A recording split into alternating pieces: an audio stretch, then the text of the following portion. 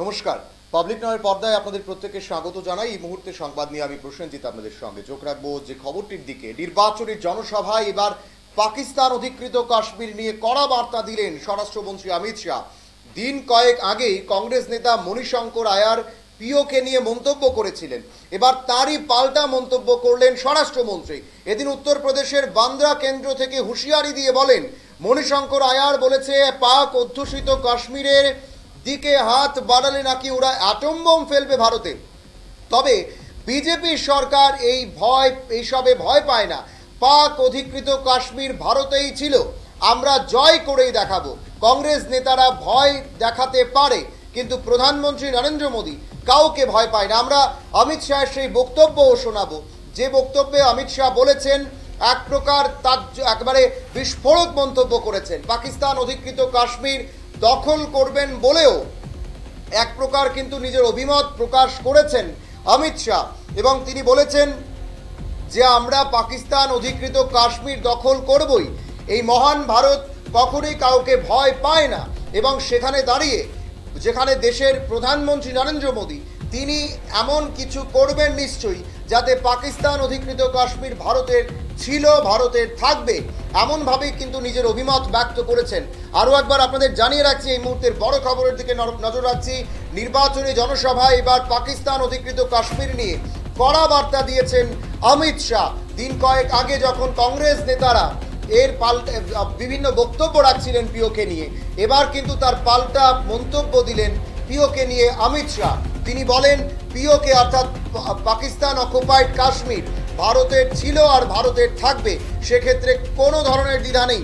এবং ভারত বর্তমানে কাউকে এখানে যারা ভয় পাচ্ছেন তারা ভয় পান, কিন্তু এই মহান ভারতের যিনি প্রধানমন্ত্রী তিনি কাউকে ভয় পান না, এবং যেখানে দেশের জায়গা সেই জায়গা তারা নিয়ে থাকবে, অর্থাৎ ভারত নেবেই। তিনি বলেন, মণিশঙ্কর আয়ার বলেছে পাক অধ্যুষিত কাশ্মীরের দিকে হাত বাড়ালে নাকি ওরা অ্যাটম বোম ফেলবে ভারতে। তবে বিজেপি সরকার এইসবে ভয় পায় না। পাক অধিকৃত কাশ্মীর ভারতেই ছিল, আমরা জয় করেই দেখাবো। কংগ্রেস নেতারা ভয় দেখাতে পারে, কিন্তু প্রধানমন্ত্রী নরেন্দ্র মোদী কাউকে ভয় পায় না। এভাবেই নিজের অভিমত ব্যক্ত করেছেন আজকে নির্বাচনী জনসভায় অমিত শাহ। কি বলেছেন অমিত শাহ আমরা শুনব। कांग्रेस के नेता मणिशंकर अय्यर कहते हैं पाकिस्तान के पास एटम बम है, पीओके को मत मांगो। अरे मणिशंकर अय्यर, हम तो भाजपा वाले हैं, डरना नहीं जानते भाई। आपको डरना है तो डरो। आज मैं बांदा वालों के सामने बताकर जाता हूं, पाक ऑक्यूपाई कश्मीर भारत का है, रहेगा, और हम उसको प्राप्त कर रहेंगे। भाइयों बहनों, ये फारूक अब्दुल्ला और मणिशंकर अय्यर हमें डराते। आप एक बार मैं उनको कहना चाहता हूं, इस देश का प्रधानमंत्री नरेंद्र मोदी है। ये महान भारत देश को डरने की कोई जरूरत नहीं है, कोई जरूरत नहीं। मुझे बताओ,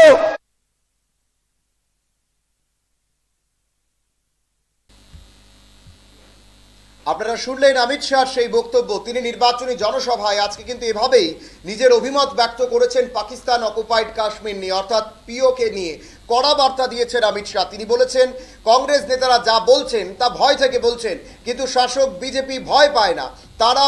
তারা পাকিস্তানের এই সব হুঙ্কারকে ভয় পায় না। পাকিস্তান অকুপাইড কাশ্মীর ভারতের ছিল, ভারতের থাকবে, এবং ভারতের জন্যই তারা ভারত সেই পাকিস্তান অকুপাইড কাশ্মীর নিয়ে দেখাবে, এবং যে কোনো সময় সেটা হবে, এমনভাবেই কিন্তু নিজের অভিমত ব্যক্ত করেছেন। পিওকে নিয়ে নানা জল্পনা চলছিল, বিরোধীরা একাধিক মন্তব্য করছিলেন, আজকে কিন্তু সরাসরি তা নিয়ে কড়া বার্তা দিলেন অমিত শাহ। সেই বক্তব্যই আমরা আপনাদেরকে শোনাচ্ছিলাম, এবং নির্বাচনী আবহে অমিত শাহর এই বক্তব্য যথেষ্ট তাৎপর্যপূর্ণ বলেই মনে করছে রাজনৈতিক মহল। এখন এটাই দেখার যে এই পাকিস্তান অকুপাইড কাশ্মীর ইস্যু নির্বাচনের ক্ষেত্রে, নির্বাচনের ইস্যুর ক্ষেত্রে কতটা গুরুত্বপূর্ণ হয়ে দাঁড়াতে পারে। এখন সময় ছোট্ট একটি বিজ্ঞাপন বিরতির সঙ্গে।